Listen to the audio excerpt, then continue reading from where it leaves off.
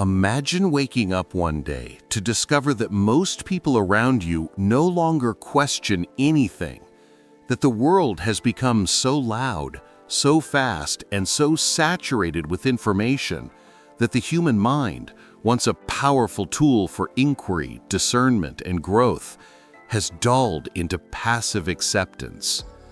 Think about that. What happens to a society where critical thinking vanishes, where the ability to reason, challenge, and reflect is replaced by instant reactions, surface-level opinions, and collective echo chambers? In this video, we are going to uncover the disturbing truth behind the disappearance of critical thinking and the dangerous rise of what some philosophers now call collective stupidity. This is a phenomenon where masses of people adopt shallow thinking, blindly accept narratives, and surrender their intellectual independence without even realizing it. We are not just talking about ignorance, we are talking about willful surrender, a systemic failure to apply the mind. Before we dive deep, take a moment to subscribe, leave a like, and share your thoughts in the comments. The content you're about to experience may challenge your perceptions and shake the very foundations of how you see the world. Share this with those who dare to think and who still believe that truth is something worth seeking. Let's begin with an uncomfortable truth. Thinking is hard, and in today's world, it's often discouraged. The modern environment doesn't reward contemplation. It rewards speed, emotional response, and conformity. And this isn't by accident. From algorithms that feed you only what you want to hear, to systems that prioritize memorization over exploration, society is actively conditioning us away from critical thought. We live in the age of the information paradox.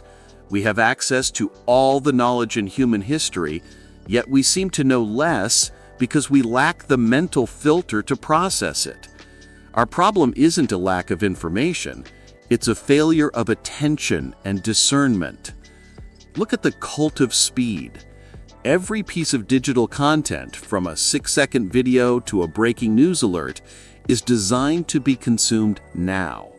This constant velocity eliminates what I call epistemic friction, the necessary resistance your mind needs to absorb, process, and challenge a difficult idea. Nuance, complexity, and ambiguity are the first victims of speed. You cannot analyze a 3-dimensional problem in a 2-second soundbite. And why do we accept this speed? Because it offers comfort over truth. Critical thinking forces us into cognitive dissonance, the deeply uncomfortable feeling of holding two conflicting ideas or having a cherished belief challenged by new evidence. Most people would rather change the evidence than change the belief. We prefer the ease of the echo chamber because it provides psychological safety. We trade the agonizing freedom of thought for the cozy certainty of the crowd. The systems that manage our attention and information are not neutral. The philosopher Noam Chomsky warned us about this decades ago in his analysis of media and propaganda. He explained how power structures rely on the manufacturing of consent. In other words, when people are trained to consume without questioning, to agree without understanding, they become easy to manage and even easier to deceive. Chomsky and Edward Harmon detailed this through their propaganda model, describing the filters that determine what information reaches the public. Ownership. Most major media outlets are owned by a small handful of corporations with vested economic interests. Their primary loyalty is to profit, not truth. Advertising. News is a product designed to deliver an audience to advertisers. If your deep, complex analysis chases away the audience, it won't be aired.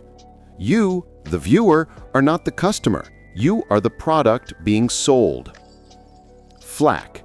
This is the organized negative response, the campaigns, letters, and political attacks that discipline any voice that strays too far from the approved narrative. The result is that critical thinking, once considered a fundamental human skill, is now seen as inconvenient and disruptive. It gets in the way of outrage culture. It slows down online debates.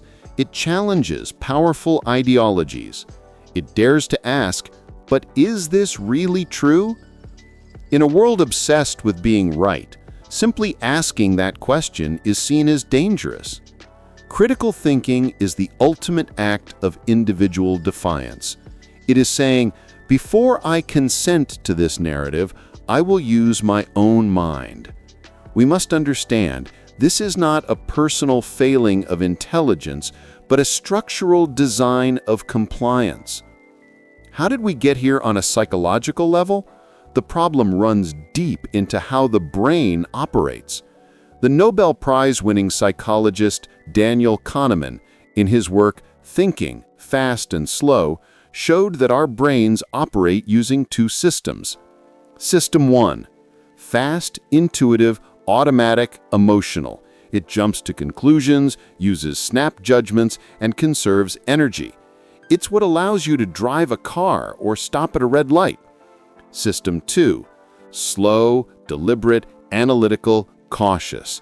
It requires effort, attention, and mental energy. It's what you use to solve a math problem or write a complex essay. In our high-speed, always-on world, most people are stuck in System 1. There is simply no time or will to slow down and engage System 2. So, we rely on heuristics, mental shortcuts that feel right but are often wrong. This is fertile ground for manipulation.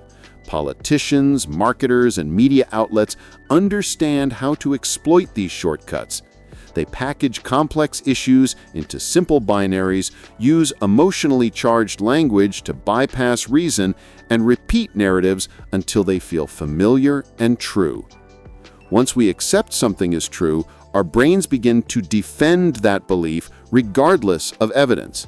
This is confirmation bias, the powerful cognitive trap where we disproportionately seek out, interpret, and remember information that supports our existing views.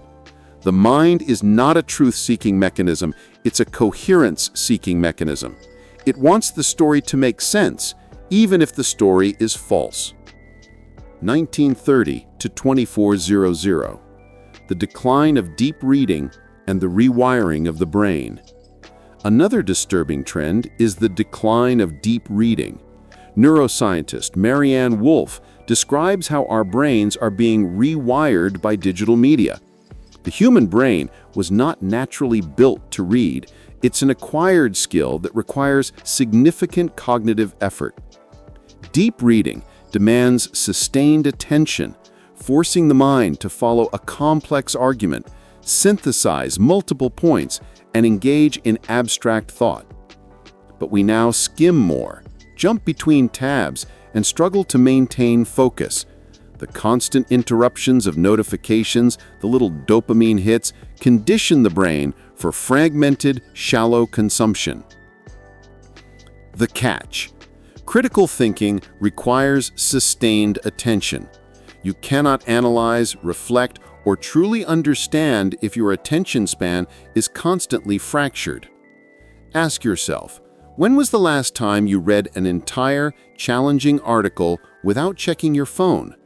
When was the last time you paused after hearing something provocative to think rather than react? These small habits, once common, are vanishing, and with them goes the capacity for sustained, deep thought. The conditioning begins early. The award-winning teacher John Taylor Gatto argued that modern education does not exist to create independent thinkers. In his words, the truth is that schools don't really teach anything except how to obey orders. Compulsory schooling, designed during the industrial age, was meant to prepare workers for factory life, predictable, obedient, and non-disruptive. Instead of teaching how to think, we are taught what to think. Conformity is rewarded. Curiosity is often treated as a distraction. This pattern only intensifies in adult life. In the workplace, In the media, even in friendships, we learn that questioning consensus or holding unpopular views can cost us. The fear of social exclusion, of being labeled difficult or controversial, is often enough to silence even our most pressing doubts. Psychologist Erich Fromm observed this phenomenon in his book, Escape from Freedom. He explained that many people secretly want to surrender their freedom of thought because true freedom comes with responsibility. Thinking for yourself means you can no longer blame others for your ignorance. You can no longer take comfort in the anonymity of the crowd. You must face the uncertainty of truth. And for many, that burden is terrifying. So we choose comfort, we choose distraction, we choose simplicity over complexity, and in doing so, we become easier to control. Social media has accelerated these psychological traps. What was once a space for global connection has become a battlefield of opinion wars and algorithmic manipulation. Every platform is designed to keep you scrolling, reacting, and consuming, not thinking. You are constantly nudged toward content that confirms your existing beliefs, creating powerful digital echo chambers. The platforms reward engagement, not truth. They thrive on division, not understanding. This environment fosters groupthink, the psychological phenomenon where the desire for harmony or conformity in a group leads to irrational or dysfunctional decisions. In the digital tribe, dissent is not just disagreement, it is betrayal. People silence their doubts for the sake of unity, choosing consensus over truth. But history shows us that progress has always come from those who dared to think differently. Galileo, Darwin, Martin Luther King Jr., they were all rejected, ridiculed, or attacked for their ideas. Their willingness to challenge the collective ignorance of their time shaped the world. Thinking critically in a society that punishes doubt is an act of rebellion. Detaching identity from belief, the spiritual discipline. At the heart of this entire crisis is a more insidious problem. We are afraid of what thinking might reveal. To think critically is to risk everything that gives us psychological safety: our identity, our beliefs, and our tribe. We live in a time when identity has become sacred. People define themselves by their opinions, their affiliations, their ideologies. To challenge an idea is seen as a personal attack. This is the ultimate illusion that destroys thought, the belief that you are your ideas. The final and most important truth is this: critical thinking is not just an intellectual skill, it is a spiritual act. It is the act of honoring truth over comfort, growth over certainty, and freedom over approval. The philosopher and psychologist Carl Jung once said, "People will do anything, no matter how absurd, to avoid facing their own souls." Facing our inner world, our unconscious motives, our inherited beliefs, our cognitive traps, is the very essence of critical thinking. It requires intellectual humility, the courage to admit that your current understanding is provisional and may be wrong. We must make a choice to cultivate a mind that resists manipulation. One powerful practice is metacognition, thinking about your thinking. Implement the 4 questions framework to analyze any new information. Source check. Who benefits from this belief? What are the economic or political interests behind it? Emotional check. Why am I reacting this way? Is this system 1 intuition or system 2 analysis? Am I defending my ego or pursuing truth? Assumption test. What must be true for this claim to be correct? List the assumptions and challenge the weakest one. Falsifiability. What evidence would convince me I'm wrong? If there is no evidence that could change your mind, you are holding a dogma, not a belief. Another essential practice is dialectical thinking. the ability to hold two opposing ideas in tension while exploring both. This is how you move beyond simplistic binaries, us versus them, and into the realm of true understanding. We need the practice of silence. In a world built on noise, wisdom offers silence. We must create spaces for inner dialogue, moments of solitude, reflection, and journaling. You've outsourced your thinking to machines and media. The time has come to bring it back home. The rise of collective stupidity is not a cause. It is a symptom of fear, of fatigue, of a world too distracted to look inward. If this trend continues, the cost is the very fabric of our society. Societal fracture, perpetual polarization, where opposing sides can no longer share a common reality. Technological serfdom, complete reliance on automated systems to make all complex decisions, leading to a loss of agency and human purpose. The erosion of democracy, a population incapable of reasoned debate, cannot sustain a functional, self-governing society. As Carl Sagan warned, we risk becoming a society exquisitely dependent on science and technology, in which hardly anyone knows anything about science and technology.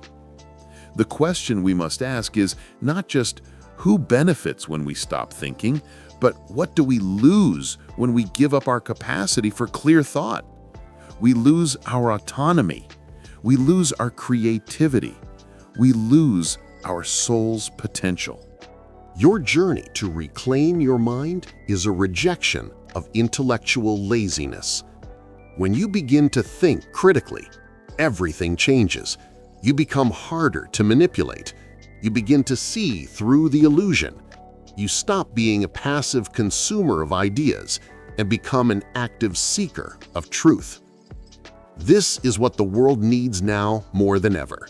Not louder voices, not sharper arguments, but deeper minds. Minds that are willing to sit in complexity. Minds that are willing to say, I don't know, but I'm willing to learn.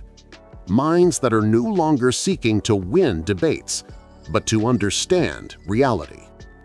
You become a light in a dark room, a voice of calm in a storm of outrage, a grounded thinker in a world of reactionaries. The most powerful change begins not with mass movements, but with one person who chooses to think clearly in a world that doesn't.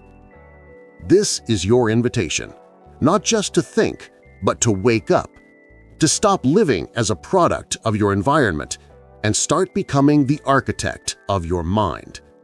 The responsibility is yours alone. Choose the harder question over the quick answer. Choose clarity over comfort.